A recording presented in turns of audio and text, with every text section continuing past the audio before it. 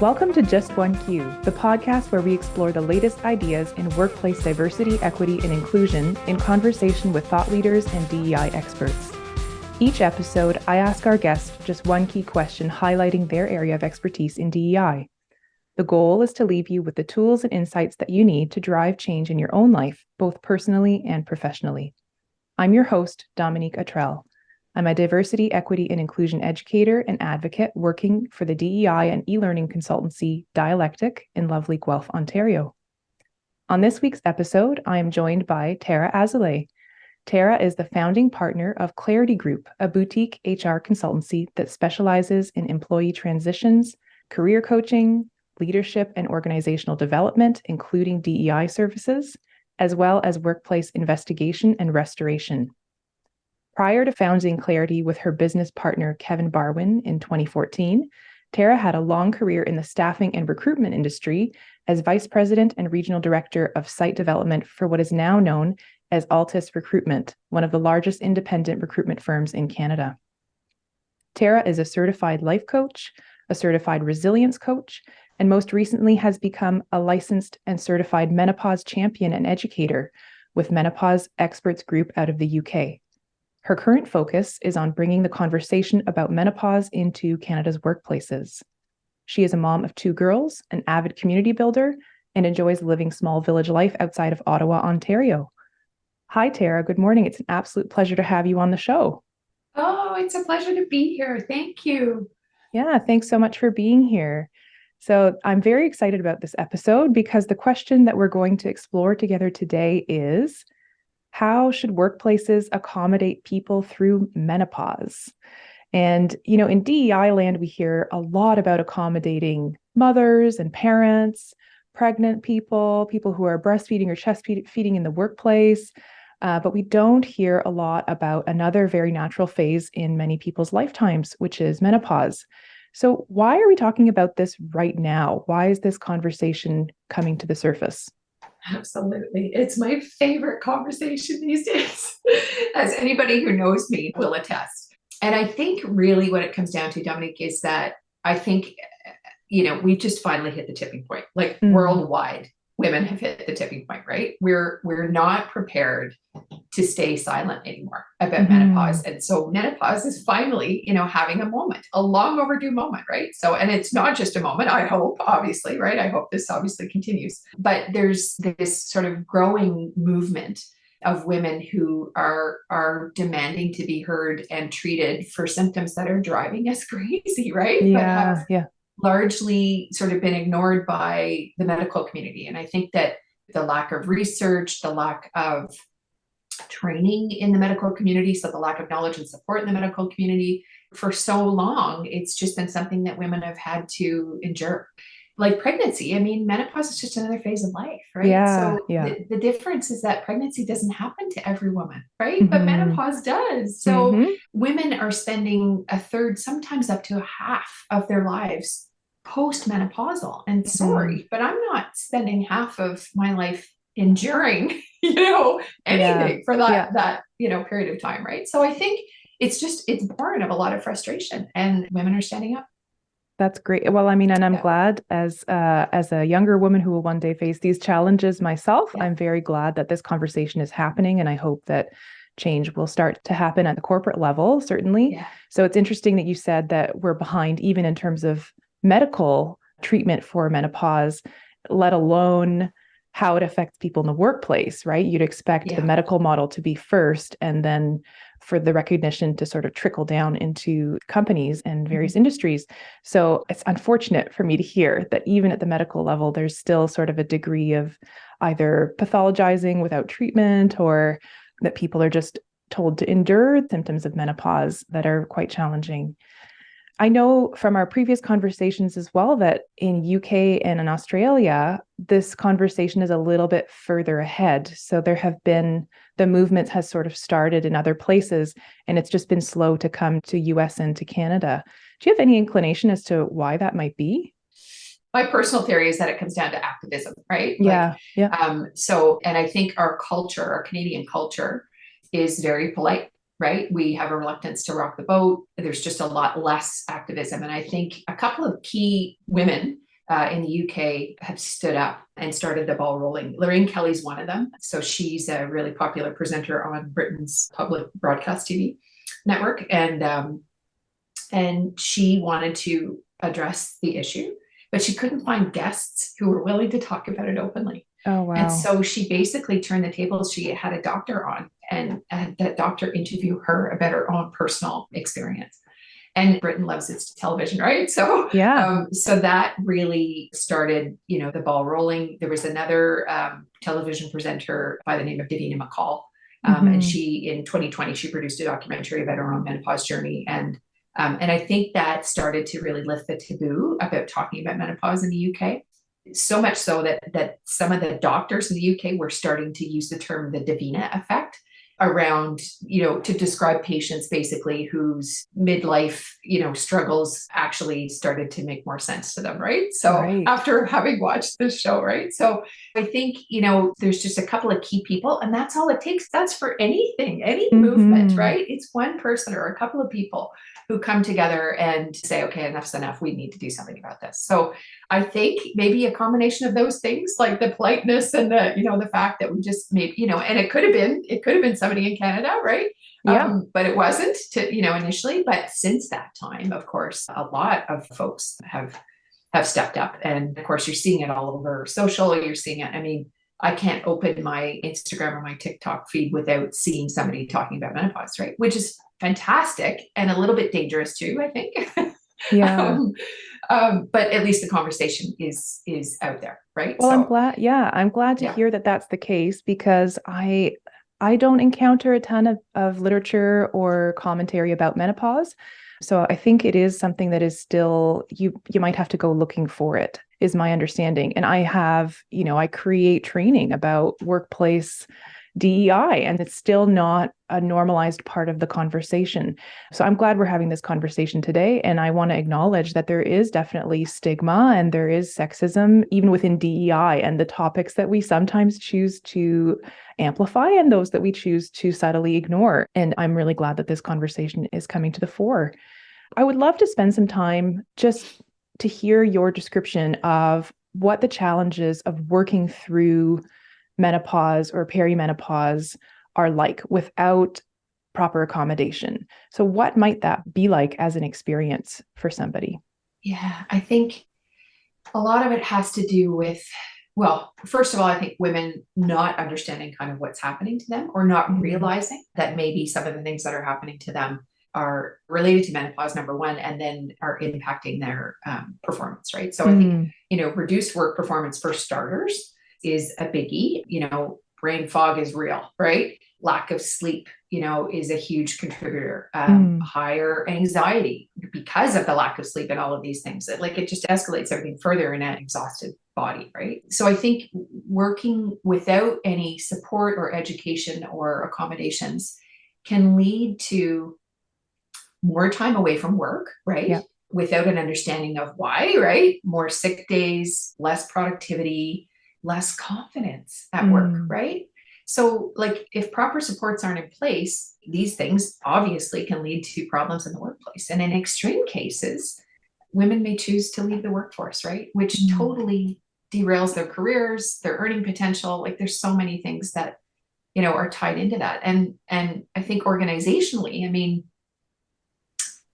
companies are suffering, companies will suffer, right? They're losing seasoned employees, they're losing institutional knowledge, they're losing leaders, they're losing role models. This is going to create a void. It's, expensive. It sends a signal that, menopause and the workplace don't mix, right? And I don't believe that that's how things have to be. So I think, without proper accommodations, all of these things can create a perfect storm, which leave women to feel like they don't, have many choices, right? Right. And may choose to leave. So yeah, I'm so glad you brought up this idea that the organizational cost of not having accommodations specifically for menopause, given the seniority and the age of women who would be tempted to leave or who might have professional setbacks, because you're talking about women who have spent a lifetime at this point, finally breaking into those senior roles. And a lot of that is still so hard won, right? leadership roles for women we're still very much in the minority, and it's difficult for women to achieve that level of status or leadership within a company. And so to finally get there, only to feel like your competence is challenged by something that's happening to you physically and psychologically. Yeah, I can imagine how devastating that is personally, but also organizationally, for sure. 100%, right? Mm-hmm. The Harvard Business Review, there was an article that they put out in 2020, and they talked about how, menopause sort of intersects at that critical career stage, right? Because it's happening between 45 and 55 generally, right? Yeah. And that's the age bracket that women are most likely to move into top leadership positions, right? Mm-hmm. So, like if we want to move the needle on the number of women in leadership roles and maintain their contributions to the organization's bottom line, we have to be more open about what menopause is and how it affects both individuals and organizations. Absolutely. So, yeah. And we'll talk more about, I want to ask you about accommodations in just a moment. But first, I'd love to talk a little bit more about what menopause and perimenopause can contribute. Like, I feel like the conversation when we think about menopause, we do think about a constellation of symptoms. We think about brain fog. We might think about hot flashes and the difficulty that is, navigating those changes. But I wonder if you could speak to just some of the good parts. Are there any good parts, any redeeming qualities, anything that comes out of being in that stage of life that is good for the individual and also good for organizations? Well, I think, obviously the wisdom that comes with age, right? Mm-hmm. With aging. And I think that's across the board. That's men and women, hopefully, for most of us, right? So I think that accumulation of wisdom and experience is really important to organizations. I think women in middle ages, my own personal experience was that I lost the fear of speaking up and speaking out. Like, yeah, when things feel like they're unraveling a little bit, you get really micro on, the things that you can control, right? Yeah. And some things just aren't as important anymore. And some of those things are, what other people think. Right? Yeah. And so I think there's, a greater willingness for middle-aged women to speak up and speak out. And I think certainly the mentorship and coaching aspect of women in middle age in leadership positions, to be able to coach younger generations so that they know what's coming and how to handle it, right? How do we navigate? How do we maneuver these challenges so that we can better perform, stay with our organizations longer, and, have happier work-life balance, right? Absolutely. Yeah. I love this idea of sort of the boldness that might come with menopause. Something that has stuck with me for a while I heard this interview with Dr. Sharon Blackie, and she's an award-winning writer of fiction and nonfiction. And she wrote a book called If Women Rose Rooted, in addition to a whole bunch of other books. And she's a psychologist who specializes in neuroscience and narrative and also mythology and Celtic studies.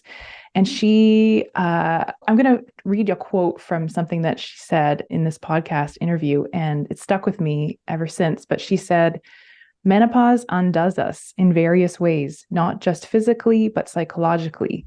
It's literally burning away all we thought once defined us, everything that we were clinging on to. Women begin to become aware of all of the ways in which we have not been listened to, the ways we have been sexually abused or harassed, or all of the stuff that happens to women in the culture today. At menopause, you can't hold in the anger anymore.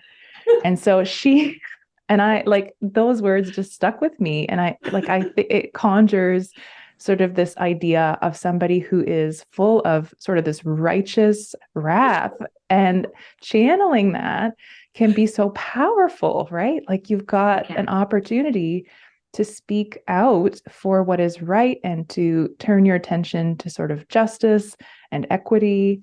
And I mean, depending on your role, that can be really powerful. And I think it does tie back into this idea of mentorship, because you care about making things right for the next generation, and your support is there for them. Absolutely.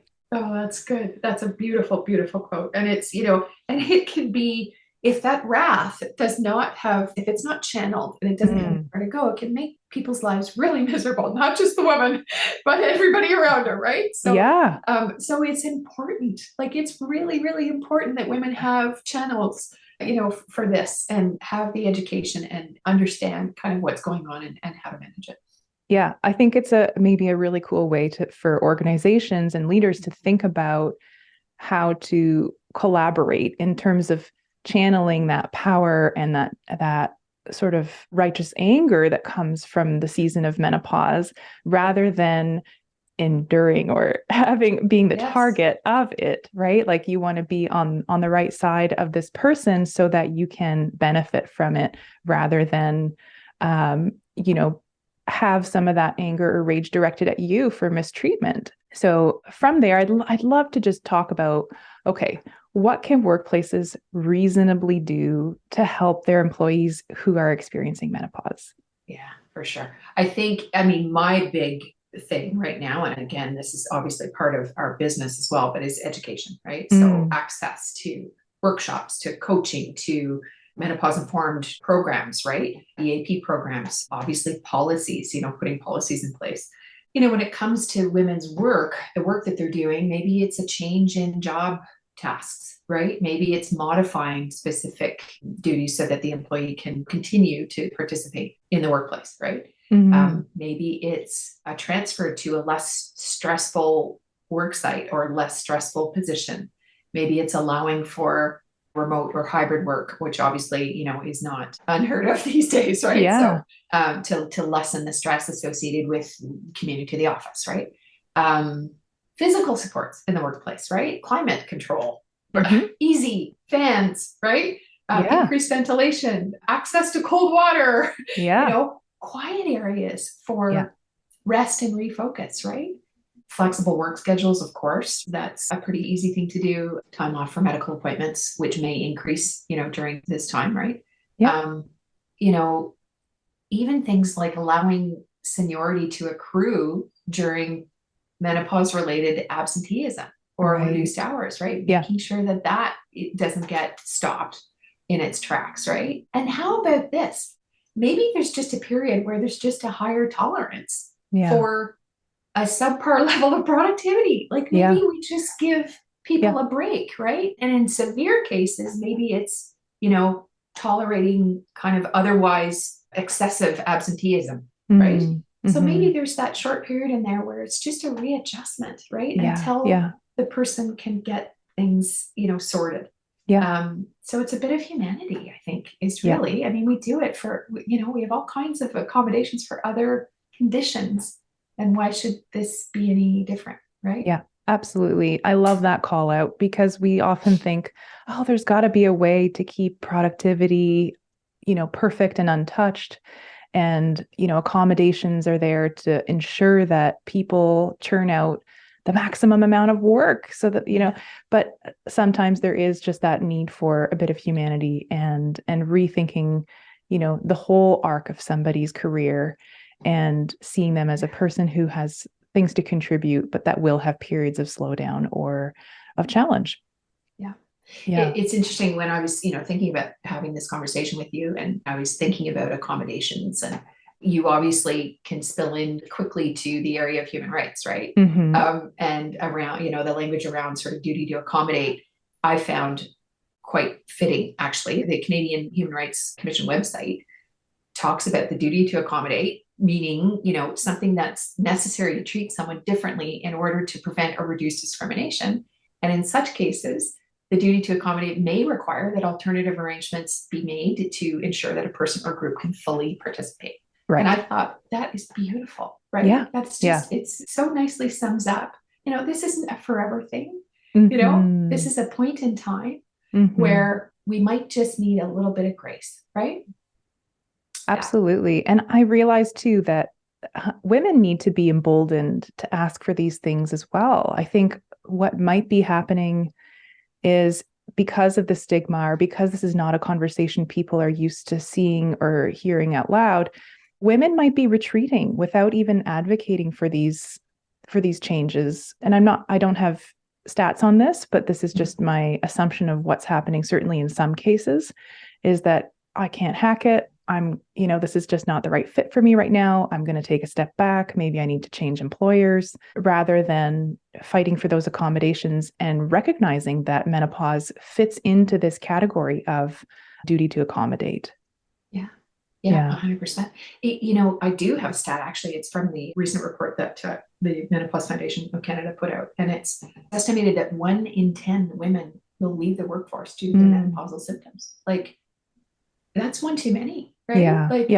It's advocating or understanding that you have a place to ask, that this isn't a shameful thing, that, this is a normal phase of life, folks, right? Yeah, and absolutely. If it were, sorry, but if the shoe was on the other foot, and if it were, men facing these challenges, I think the conversation would be very different. Right. Absolutely. Yep. Yeah. And of course, so something else I want to bring up is that obviously every kind of accommodation, every accommodation conversation is deeply individualized. It is very personal. And in many workplaces, that's going to mean having a frank conversation, disclosing menopausal or perimenopausal status, talking about symptoms, and asking for specific things that, we might want or need. So how can we make this prospect less terrifying? Yeah. And again, it comes back to education and training, I feel, right? Having organizations take the first step in normalizing, hey, this is just, another thing that as humans, we're going to deal with in the workplace, right? So, and it's not just, obviously education for the women experiencing perimenopause and menopause symptoms, but it's their managers, it's their colleagues, right? It's their families, right? So, raising awareness, promoting a better understanding of what's happening, all of that goes to reduce the stigma around this. And once you reduce the stigma, then you reduce the reluctance of women, approaching employers saying, hey, I need help, right? It is a very personal thing. And, I'm not saying that this is going to make every single woman want to come forward. I mean, there's just, there's some people who will never advocate for themselves. It's just too personal for whatever reason, right? It doesn't matter. But I think if we can make it better for the majority of women in the workplace, then that's where we need to start. Yeah, I agree. And obviously with this piece of raising awareness through education among HR professionals and leaders, which is that, that piece to make things more inviting for people to even initiate this conversation. Sometimes it has to just start from those places. Where can those people turn for more information about this? Where can that education come from? Yeah. So in my case, I mean, I obviously, you go online and you find out, who's talking about this stuff. And because Canada is a little bit behind the UK and Australia, I ended up getting a lot of my information and doing a certification through Menopause Experts Group in the UK. And that group is founded by a woman by the name of Dee Murray. And everything they do is dedicated to the subject matter of menopause, right? So their whole mission is to sort of shine a light on a topic that many people obviously still find uncomfortable, and give women a foundation to learn more about what's happening to their bodies and their minds during this phase, right? So, and there are other organizations obviously out there that are training. I think, like anything else, I liken it to like the fitness world, right? Like, there's just so much information out there. So you really have to be careful about, what you're taking in. In Canada, there are a few people that came onto my radar early in the game who I feel are good sources of information. Okay, great. Dr. Jen Gunter, who's a Canadian OBGYN, she wrote the Menopause Manifesto. And what's interesting, this will sort of, contextualize how starved women are for information about this. So it was released on May 25th of 2021. So fairly recent. It hit the New York Times bestseller list within 7 days. Oh, wow. So obviously, right? And it's a great read. There's another woman by the name of Shirley Weir, so also Canadian. She launched a health education platform back in 2012 called Menopause Chicks. And it was really to, again, empower women to sort of talk openly about perimenopause and menopause and navigate, all of the health information that's out there, right? she wrote a book called Mokita, which includes guidance from like 13 different women's health professionals. So it's chock-a-block for sure.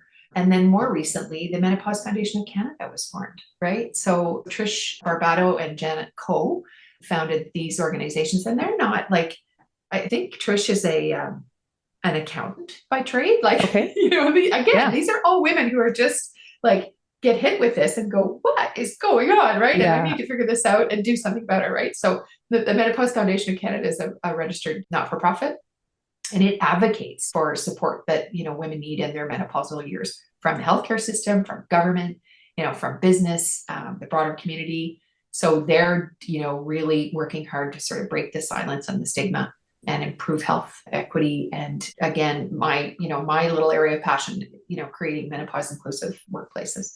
So they've got a really good report that came out recently called Menopause in Canada. It's called The Silence and the Stigma, and you can download it from their website, and it's wonderful. It's a good place to start, right? Perfect. So I think those three are who I think of immediately. There's tons, right? There's tons. And I think you just have to really, like anything else, take the information with a grain of salt, understand why these people are doing it. Like I know Shirley from Menopause Chicks started this platform, and it was all free. I think there's some educational training that she charges for now, but I think a lot of it was just, we need to do something about this as women, and so these are our versions. These are our UK versions of the women who are sort of, standing up, the activists.